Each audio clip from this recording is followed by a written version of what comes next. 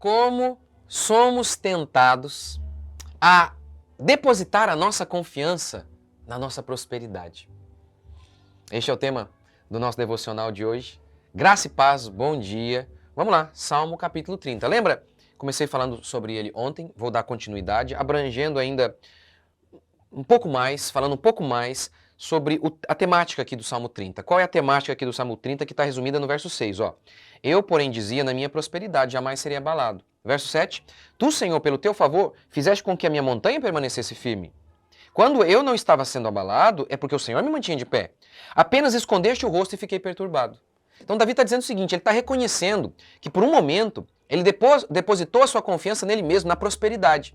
E aí ele explica, olha, quando eu estava ali inabalável, não é por conta de mim ou da minha prosperidade, era por conta de Deus, que me mantinha de pé. Quando Deus retirou o seu rosto, ou seja, virou o rosto, retirou o seu favor, pronto, eu já fui abalado. Então este é o tema aqui do Salmo 30. E Davi está dizendo que Deus retirou a alma dele da sepultura, ou seja, veja o verso 5, a sua ira dura um momento. Ele está dizendo isso, olha, que por conta do pecado dele, Deus ficou irado com Davi por conta dessa arrogância e permitiu que Davi fosse à sepultura. Então, esse ainda é o tema do nosso devocional de hoje. Ora, gente, é impressionante como que a pior fase de Davi foi na época de prosperidade. Impressionante.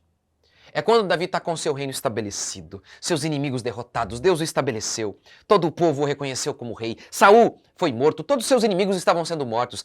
Nesse momento, reino estabelecido, família, todo mundo respeitando Davi, dinheiro, poder, é nesse momento que ele cai com Betseba. É nesse momento. Você sabe, a prosperidade de forma alguma é algo pecaminoso. Deus fez Davi assim. Ele reconhece isso. Deus me manteve estável como uma montanha. Mas é impressionante como que a virtude, ela tende a se desenvolver na pobreza e morrer na prosperidade. Tende. Não é para ser assim, que sejamos prósperos e virtuosos, mas ela tende. Não tem como, por exemplo, no dia da pobreza, você ser preguiçoso. Se você não tem o que comer, você vai ter que levantar e trabalhar. Agora, no dia da prosperidade, onde há fartura, você pode fazer como o arrogante da parábola de Jesus. Há muitos bens para mim, deita e regala-te. Deite e regala-te. É nesse momento onde você está sossegado, tudo estabelecido, parece que você está inabalável, como Davi se sentia, que dá vontade de levantar tarde, olhar para Betseba e falar, vamos tentar algo novo? Eu acabei de fazer aqui uma resenha sobre Pinóquio, é um dos vídeos mais importantes que eu já fiz nesse canal. Se você não assistiu nada, você nunca leu nada, ou nunca lerá nada sobre educação, assista ao meu vídeo e se você seguir o que eu ensinei ali, os princípios bíblicos, através dessa figura do Pinóquio, você vai conseguir educar o seu filho. Tudo que eu ensinei ali é o suficiente para você educar o seu filho. E um dos elementos ali, muito presentes no livro de Pinóquio, é que o Gepeto ele é extremamente pobre. Pobre. Quando alguém pergunta para Pinóquio quem é o seu pai, o que o seu pai trabalha, no que o seu pai trabalha, Pinóquio responde, meu pai é um mendigo. Pobre mesmo, pobre demais. Mas mesmo assim, extremamente virtuoso. Extremamente virtuoso. Não é pecado ser próspero. Mas a prosperidade, ela é uma bênção que pode se tornar uma maldição. Foi Deus quem deu a prosperidade a Davi. Então é óbvio que não é pecado prosperar. Mas como que o nosso coração é maligno e tende a transformar até a bênção em maldição. Uma bênção em maldição, e no caso é prosperidade. Como que a gente lida com isso? E eu falei ontem que eu ia dar essa resposta hoje. Como que a gente faz? Ora, a gente tem que, em primeiro lugar, vigiar. Vigiar. Lembra dos soldados de Gideão? Deus falou, tem muito soldado aí. Vamos fazer um teste aqui com eles. Aqueles, então, que, ao beberem água, eles bebiam água assim, bebendo água, mas a cabeça erguida, olhando para ver se havia inimigo.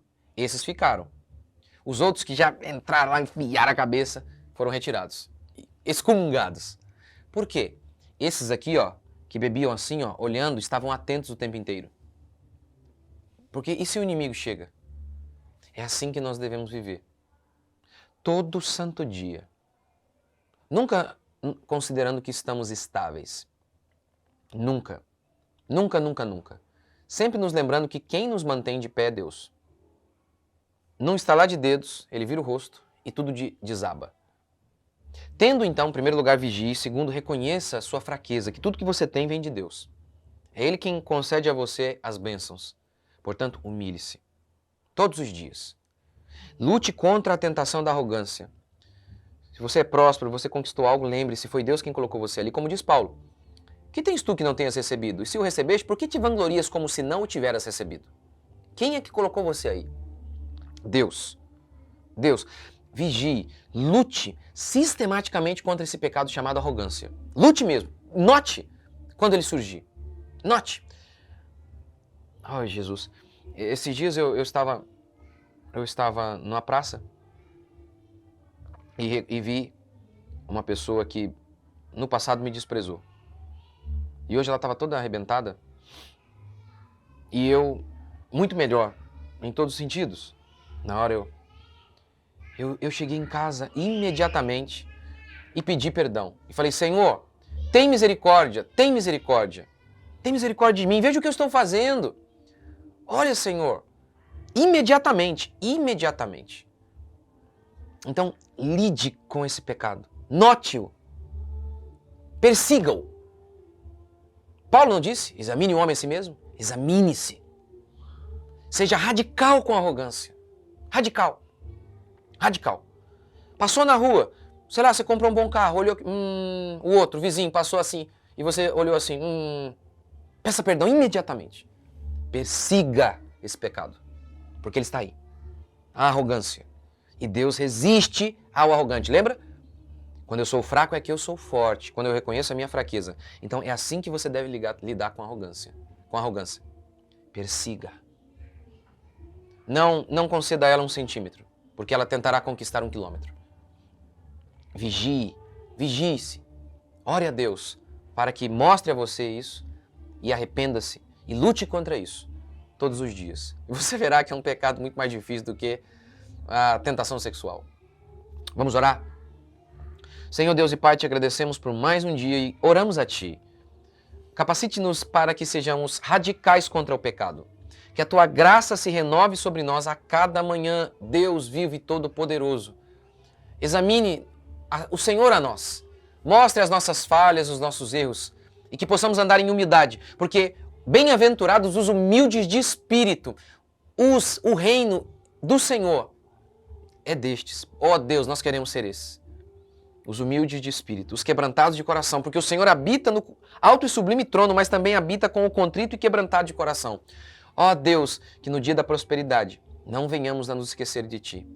Opera esse milagre de nos manter de pé quando formos prósperos, enquanto formos prósperos. Pedimos perdão mais uma vez, em nome de Jesus. Amém.